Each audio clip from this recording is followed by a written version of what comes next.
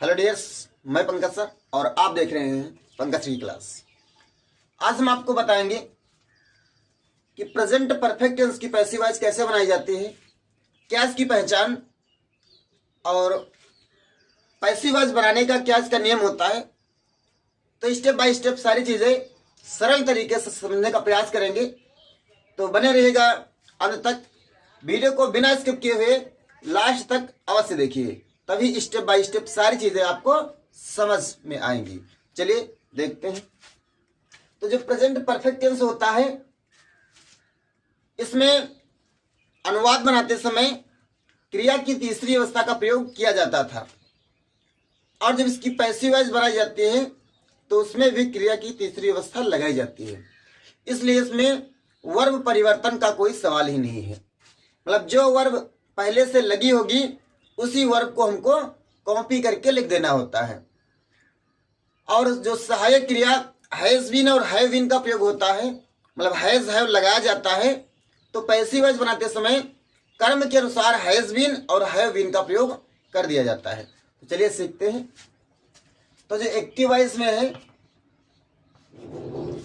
इसमें सबसे पहले सब्जेक्ट, उसके बाद में हैज और हैव में से किसी एक का चुनाव करेंगे।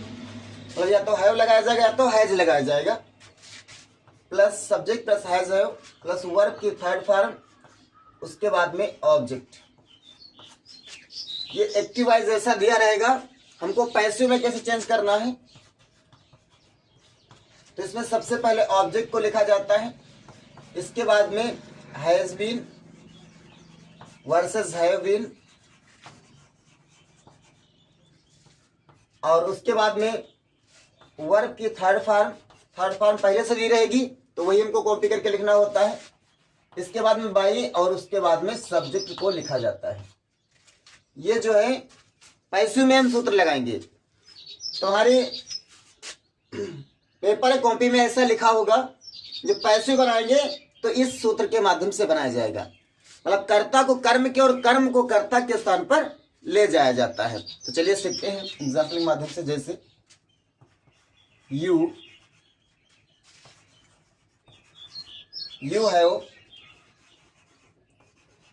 Gone to school. You have gone to school अर्थात तुम या आप विद्यालय जा चुके हो। यू माने तुम भी होता है और आप भी होता है, तो तुम विद्यालय जा चुके हो। इसको पैसिव कैसे बनाया जाएगा, तो ये कर्म है और ये कर्ता है, तो इसको यहां पर लाया जाएगा, ये इधर जाएगा और ये दोनों अपनी जगह पर रखा जाएगा। तुम स्कूल इसलिए आगे लाते हैं, तो द स्कूल।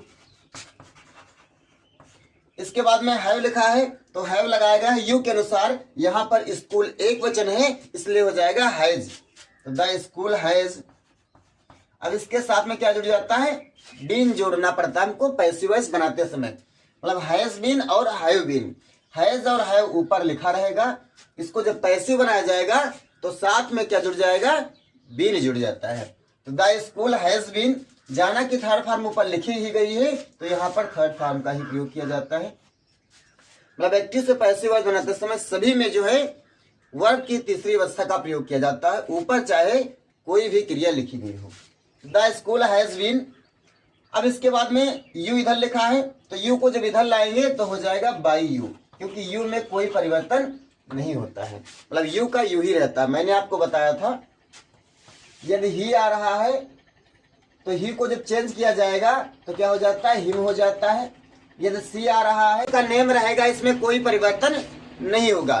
तो ये मैंने आपको बता रखा है, इसलिए यहाँ पर क्या आया हुआ, यू आया हुआ है, तो यू में कोई परिवर्तन नहीं किया गया। अर्थात यहाँ पर सब्जेक्ट के रूप में यू है, जब ऑब्जेक्ट के रूप में यू आएगा तो यू का यू ही रहता है, इसमें कोई परिवर्तन नहीं करते हैं। चलिए दूसरा सीख लेते हैं। जैसे he has read the book. He has read the book अर्थात वह पुस्तक पढ़ चुका है। तो वह पुस्तक पढ़ चुका, कैसे इसको बनाएंगे हम, ये पुस्तक जो है ये कर्म है, ही क्या है, ये कर्ता है, ये हेल्पिंग वर्ब है, ये मेन वर्ब है। तो इसको पहले लाया जाता है इसको बाद में ले जाएंगे और ये अपनी जगह पर आ जाएगा, इसके साथ में बीन जुड़ जाएगा और क्रिया की तीसरी अवस्था तो लिखते ही हैं। तो द बुक आगे लिखते हैं तो हो जाएगा द बुक। इसके बाद में has been, the book has been. अब यहाँ पर रीड की थर्ड फॉर्म लिखी गई है तो इसलिए रीड का रीड ही रहेगा। इसके बाद में बाई ही लिखा है तो ही का क्या हो जाता है, हिम हो जाता है, तो इसलिए यहाँ पर क्या लिखेंगे हम, हिम लिखेंगे। तो इस प्रकार से बनाया जाएगा the book has been read by him. तो आई होप ये जो है अफर्मेटिव आपके समझ में आया होगा कि अफर्मेटिव कैसे बनाया जाता है। चलिए अब सीख लेते हैं इसी का नेगेटिव सेंटेंस कैसे बनाया। तो जो नेगेटिव सेंटेंस होता है वो अफर्मेटिव में केवल नॉट जोड़ देने से नेगेटिव सेंटेंस बन जाता है। चलिए देखते हैं यहाँ पर सब्जेक्ट के बाद में यहाँ पर क्या जुड़ जाता है, नॉट जुड़ जाता है। मतलब सब्जेक्ट हैज हैव दोनों के साथ में नॉट, क्रिया की तीसरी अवस्था और फिर ऑब्जेक्ट। जब पैसिव बना जाता है तो ऑब्जेक्ट, उसके बाद में हैज नॉट और यहाँ पर क्या हो जाएगा, हैव नॉट। मतलब हैज नॉट हैव नॉट, बाद में बीन हमको जोड़ देना होता है, केवल इसमें नॉट लगाना होता है। बाकी अफर्मेटिव आप सीख जाइए तो नेगेटिव में कोई दिक्कत वाली बात नहीं। चलिए समझ लेते हैं। जैसे they have not,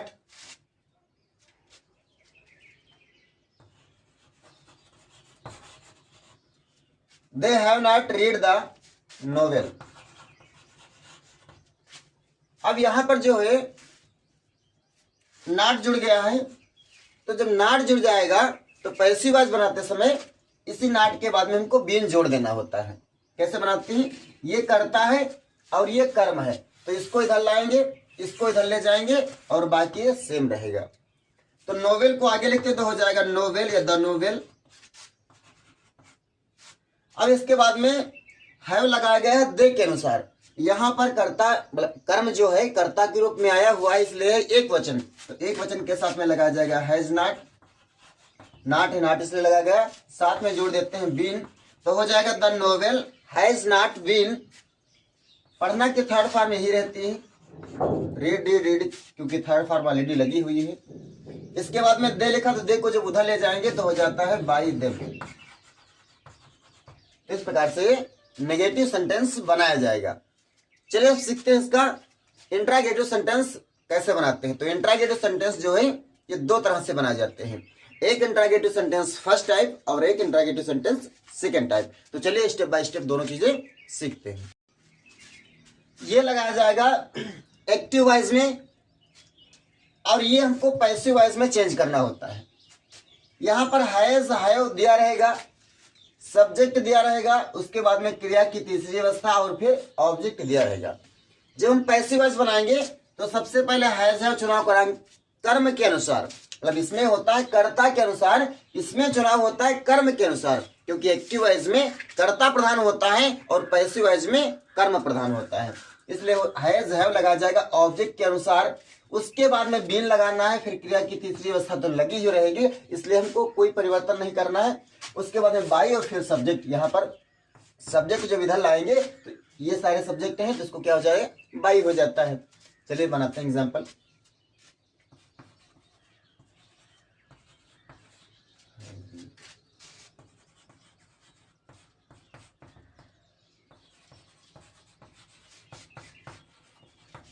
have you written a letter, मतलब क्या हम पत्र लिख चुके हैं। तो इसकी पैसिव वॉइस कैसे बनाया जाएगा, यहाँ पर ये सहायक क्रिया है, ये कर्ता है, ये मेन क्रिया है, आर्टिकल है, ये क्या है, कर्म है। तो हमने आपको बताया कि कर्ता को कर्म के और कर्म को कर्ता के स्थान पर लाया जाता है। तो इसको हम इधर लाएंगे, ये इधर जाएगा और बाकी जो हेल्पिंग वर्ब और मेन वर्ब, ये है मुख्य क्रिया और ये है सहायक क्रिया, ये अपनी जगह पर रहेगी। किंतु परिवर्तन ये होगा, इसमें आया है कर्ता के अनुसार और पैसिव में रहता है कर्म के अनुसार। तो यहाँ पर हैव लिखा गया है, ए लेटर एक वचन है इसलिए हो जाएगा हैज अ लेटर। अब इसके बाद में क्या हमको लगाना है, बीन लगाना। मतलब हैज में से किसी एक का चुना, उसके बाद में ऑब्जेक्ट फिर बीन लगाना है। तो has a letter been, has a letter been. अब इसके बाद में हमको क्या लिखना है, क्रिया की थर्ड फॉर्म अर्थात क्रिया की तीसरी अवस्था लगाना है, तो ये तो लगी ही ऑलरेडी, इसलिए हो जाएगा रिटेन। रिटन बाई, अब यहाँ क्या लिखा है, वी लिखा है, तो वी का क्या हो जाता है, अस हो जाता है, इसलिए यहाँ पर क्या हो जाएगा, अस हो जाएगा। तो इस प्रकार से इंट्रागेटिव सेंटेंस फर्स्ट बनाया जाएगा। चलिए एग्जाम्पल एक और समझते हैं। है नेहा गॉन टू टेम्पल, क्या नेहा मंदिर जा चुकी है। अब कैसे उसको बनाया जाएगा, यहाँ पर टेम्पल क्या है, कर्म है, हैज क्या है, सहायक क्रिया, नेहा क्या है, करता है, ये क्या है, मेन क्रिया है। तो इसको यहाँ पर लाएंगे, इसको यहाँ पर, बाकी सब अपनी जगह पर रहेगा। तो हैज इधर टेम्पल है, तो यहाँ पर हैज आया हुआ है, कर्ता के अनुसार, यहाँ पर टेम्पल के अनुसार हैज ही तो आएगा, क्योंकि ये भी एक वचन, ये भी एक वचन, इसलिए हो जाएगा has the temple, has the temple. इसके बाद में क्या हमको लगाना, बीन लगाना है, मतलब सबसे पहले हैज है में से किसी एक का चुनाव, उसके बाद में ऑब्जेक्ट, फिर बीन लगाना है। क्रिया की तीसरी अवस्था ये लगी हुई है, इसलिए गान का गान ही रहेगा। इसके बाद में बीन गान हो जाएगा, मतलब इधर हैज लिखा था, हैज का हैज हो गया। नेहा को इधर जब ले जाएंगे तो क्या हो जाएगा, बाय नेहा, क्योंकि ये नाम है और नाम में कोई परिवर्तन नहीं किया जाता है। तो सबसे पहले हैज का चुनाव करेंगे, टेम्पल चूंकि लास्ट में कर्म के रूप में, इसलिए आगे लाया जाएगा। बीन दोनों के साथ में लगाया जाता है, चाहे एक वचन चाहे बहुवचन हो। उसके बाद में जारा की तीसरी अवस्था लगी होती है, इसलिए लगाएंगे, फिर बाई और नेम हो जाएगा, अर्थात उधर क्या हो जाएगा, सब्जेक्ट हो जाता है। तो इस प्रकार से इंट्रागेटिव सेंटेंस फर्स्ट बनाया जाएगा। और यदि आपकी समझ में इंट्रागेटिव सेंटेंस फर्स्ट आ गए तो सेकंड जो है बनाने में कोई दिक्कत नहीं रही। कैसे बनाते सेकंड, अब यहाँ पर क्या होता है कि जो सेकंड टाइप होता है उसमें क्वेश्चन वर्ड जुड़ा रहता है। क्वेश्चन वर्ड क्या होता है, क्या, कब, कौन, कैसे, कहाँ, कितना, कितनी, कितने, ये शब्द आ जाते हैं। तो ये यदि एक्टिव में आएंगे तो पैसे में हमको पहले लिख देना होता है, बाकी इसमें कुछ नहीं करना होता है।